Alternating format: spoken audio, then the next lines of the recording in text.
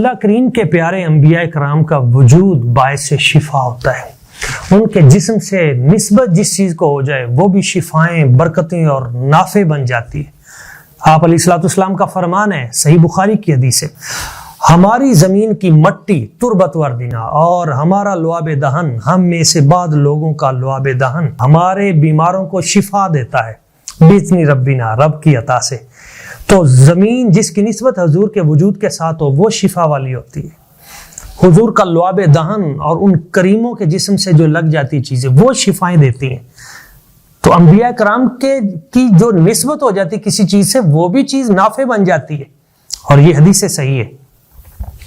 آپ دیکھیں، اگر نبی کریم صلی اللہ علیہ وسلم حضور اپنی امت کے لیے نافع نہیں ہیں، آپ کے جسم سے لگی ہوئی چیزیں امت کے لیے نافع نہیں ہیں، تو میرا ایک سوال ہے سادہ سا، یہ بھی بخاری کی حدیث ہے کہ نبی کریم صلی اللہ علیہ وسلم حضور جس وقت اپنے بال مبارک اترواتے تھے تو حضرت طلحہ، ابو طلحہ بیان فرماتے ہیں کہ حضور مجھے حکم فرماتے کہ ان کو بانٹ دیجئے. تو اگر نبی پاک صلی اللہ علیہ وسلم کا وجود نافع نہیں، جس طرح ایک بدبخت آدمی بیٹھ کے کہہ رہا ہے مختلف اس طرح کے سوشل میڈیا کے اوپر، تو پھر حضور اپنے منہ مبارک کیوں آپ بانٹ رہے تھے؟ اور پھر صحابہ کرام رضوان اللہ تعالی اجمعین ان حضور کے منہ مبارک کو اتنا بابرکت کیوں سمجھتے؟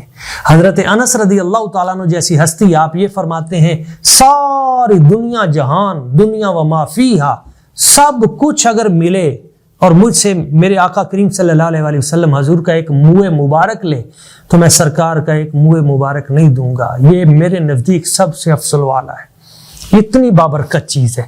اور آپ نہیں جانتے کہ حضرت جناب سیدنا خالد بن ولید رضی اللہ تعالیٰ عنہ، آپ فرماتے ہیں، امام ذہبی نے اس کو سیر و اعلام النبلاء میں بیان کیا ہے کہ جس جنگ میں بھی میں یہ ٹوپی اپنے سر پہ رکھتا ہوں اللہ تعالیٰ مجھے فتح عطا کرتا ہے. کس کے صدقے سے؟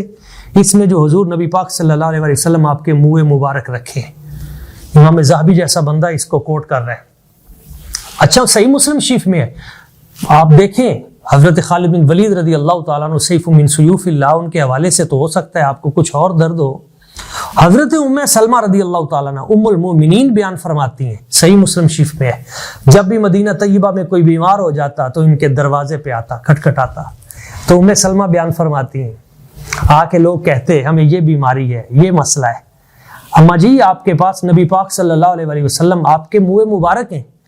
تو چاندی کی ڈبیا میں آپ نے حضور کے بال مبارک سنبھال کے رکھے تھے، ایک پیالے میں پانی ڈالتی، اس میں سے حضور کے منہ مبارک گزارتی اور پلا دیتی، تو جو پیتا تھا وہ شفا یاب ہو جاتا تھا.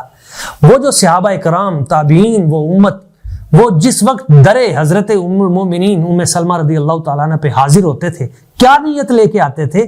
اگر ان کا عقیدہ یہی جس طرح تم غلط عقیدہ پیش کر رہے ہو یہی ہوتا کہ نبی تو اپنی ذات کے لیے نفع نہیں تو معاذ اللہ ثم معاذ اللہ، وہ پھر کیا لینے آتے تھے؟ نہ، ان کا عقیدہ سچا سچا نکھرا تھا کہ نبی کے وجود اور خود خاتم الانبیاء کے وجود کے ساتھ جس چیز کی نسبت ہو جاتی ہے وہ بھی برکتیں اور شفائیں بانٹنے والی ہوتی ہیں. اس لیے ایک اور حدیث پاک بھی صحیح مسلم شریف سے کوٹ کر رہا ہوں، حضرت اسماء بنت ابی بکر رضی اللہ تعالیٰ عنہ، آپ بیان فرماتی ہیں کہ نبی پاک صلی اللہ علیہ وسلم حضور کا ایک جبہ مبارک تھا جو ہمارے گھر میں تھا، ہادہی جبۃ رسول اللہ صلی اللہ علیہ وسلم. آپ فرماتی ہیں یہ جبہ وہ نکال کے دکھایا کرتی تھی. آپ فرماتی تھی جب بھی ہمیں کوئی بیماری، کوئی مسئلہ، کوئی پریشانی لاحق ہوتی ہے، نحن نغسلها للمرضى ونستشفي بها، ہم اس جبے کو پانی میں ڈبوتے ہیں اور اس پانی کو ہم پیتے ہیں، پلاتے ہیں، نستشفی بها، اور ہم حضور کے اس جبے سے شفا پاتے ہیں.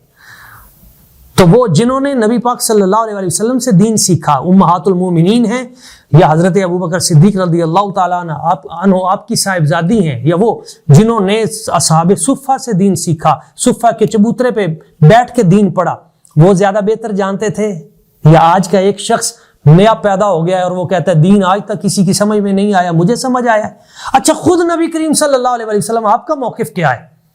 آپ دیکھیں نا، حضرت سیدہ زینب سلام اللہ علیہ حضور کی لخت جگر نور نظر دنیا سے جاتی ہیں تو سرکار اپنی چادر مبارک ان کو کفن میں دیتے ہیں. حضور کی صاحبزادی حضرت رقیہ دنیا سے جاتی ہیں رضی اللہ تعالیٰ عنہ، آپ کی صاحبزادی حضرت ام کلثوم رضی اللہ تعالیٰ عنہ دنیا سے جاتی ہیں۔ حضور کی ایک والدہ جن کو حضور فرماتے تھے امی بعد امی، حضرت سیدہ فاطمہ بنت اسد مولا علی شیر خدا کرم اللہ وجہ الکریم، آپ کی والدہ محترمہ رضی اللہ تعالیٰ عنہ آپ دنیا سے جاتی ہیں۔ تو حضور اپنی چادر مبارک ان کو، اپنا کرتا مبارک ان کو کفن میں دیتے ہیں اور کیا فرماتے ہیں کہ یہ میں اس لیے دے رہا ہوں کہ ان کو نفع ہو، ان کو فائدہ ہو، ورنہ حضور نبی پاک صلی اللہ علیہ وسلم کو وہ چادر دینے کی آپ کو کیا ضرورت تھی؟ کیوں اپنی چادر حضور ان کو کفن میں کیوں دے رہے ہیں؟ آپ کی وہ غلط سوچ کو دفن کرنے کے لیے اور فائدہ دینے کے لیے۔ حضور تو قبروں میں لیٹ جاتے تھے بسا اوقات، بعد قبروں میں حضور لیٹے ہیں، کیوں؟ تو ان تمام احادیث میں سے یہ سیاح کی ہے، سرکار فرمایا کرتے تھے میں اس لیے لیٹتا ہوں تاکہ میرے وجود کی وجہ سے قبر کی سختی کم ہو، برکتیں حاصل ہوں۔ نبی کریم صلی اللہ علیہ وسلم اپنے منہ مبارک، حضور کے ناخن مبارک صحابہ کرام اور وہ عظیم ہستیاں اپنے پاس تحفتاً رکھتی تھیں، جب دنیا سے جاتے تھے تو ان کی وصیت ہوتی تھی کہ یہ ہماری آنکھوں پہ رکھ دیے جائیں۔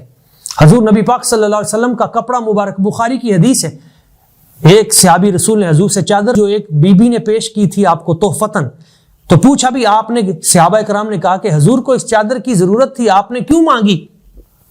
تو وہ کہتے ہیں لعلی اکفن فیہا، میں نے یہ اس لیے مانگی کہ حضور کا دست کرم اس کے ساتھ لگ چکا ہے، لعلی اکفن فیہا، تاکہ مجھے اس میں کفن دیا جائے۔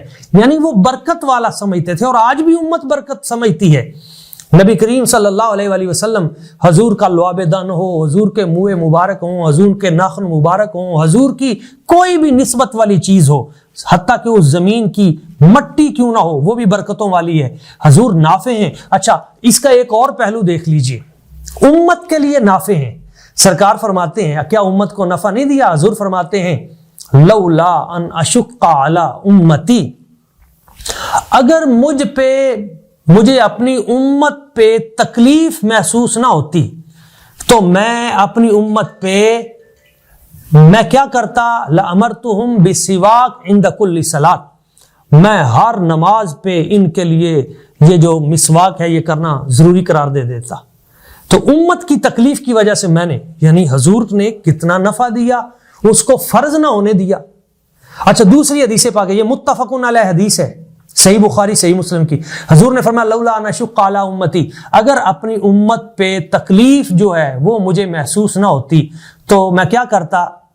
لَأَخَّرْتُهُمْ العشاء، میں عشاء کی نماز کو لیٹ کر دیتا، بہت مؤخر، لیٹ، پچھلی رات تک لے جاتا، مگر مجھے پتا تھا کہ میری امت کو تکلیف ہوگی تو میں نے اس کو ابتدا میں۔ تو حضور نے نفع نہیں دیا، فائدہ نہیں دیا، حضور کو اختیار نہیں ہے۔ آپ کہتے ہیں کہ اپنی ذات کے لیے اختیار نہیں ہے۔